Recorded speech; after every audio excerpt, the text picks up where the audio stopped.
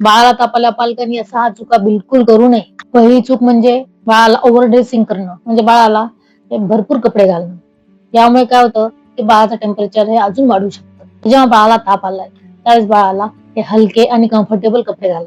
दुसरी चूक म्हणजे बाळाला ताप आल्यानंतर पट्टी ही फक्त बाळाच्या फोरहेड वरच ठेवणे. आयडियली ताप आल्यानंतर बॉडी ही स्पॉन्जिंग करावी, म्हणजे बाळाचा हात, पाय, बगल, पोट, छाती, पाठ म्हणजे बाळाचं पूर्ण शरीर हे पुसून काढावं. तिसरी चूक स्पॉन्जिंग साठी आईस वॉटर म्हणजे बर्फाचं पाणी युज करणं. जर असं थंड पाणी युज केलं तर बाळाला शिवरिंग होऊ शकते, त्यामुळे टेम्परेचर अजून वाढतं. तर ताप आल्यानंतर नॉर्मल किंवा लुकवॉर्म वॉटरचा वापर करून स्पॉन्जिंग करावी. चौथी चूक, बाळाला ताप आलीये पण बाळाने काही खाल्लं नाहीये, यामुळे पॅरासिटामॉल सिरप न देणे.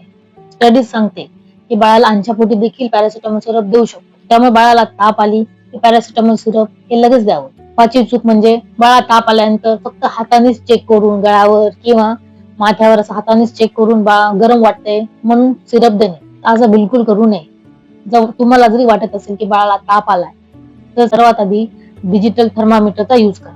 ते थर्मामीटर बाळाच्या काखेत बीप असा आवाज येईपर्यंत ठेवावे आणि त्या थर्मामीटर मध्ये जर 99 डिग्री फॅरेनहाइट पेक्षा जास्त ताप असेल तर बाळाला ताप आहे हे कन्सिडर करावं आणि मगच सिरप द्यावं. सहावी चूक म्हणजे बाळाला अंदाजाने तापीचं औषध देणे. बाळा ताप आलीये त्यावेळेस हे डॉक्टरांच्या सल्ल्यानुसारच बाळाच्या वजनाप्रमाणे सिरप द्यावं. तर आम्ही हे थर्मामीटर मध्ये तापीचा किती आकडा आहे हे पाहत नाही, तर बाळाची कंडिशन पाहतो. जर बाळ अनकम्फर्टेबल फील करत आहे त्यावेळेस हे डॉक्टरांच्या सल्ल्याने बाळाच्या वजनाप्रमाणेच बाळाला पॅरासिटामॉल सिरप द्यावे. होपफुली ही माहिती सर्व पॅरेंट्सना उपयोगी पडेल. हा व्हिडिओ सेव्ह करा आणि सर्व पालकांपर्यंत शेअर करा.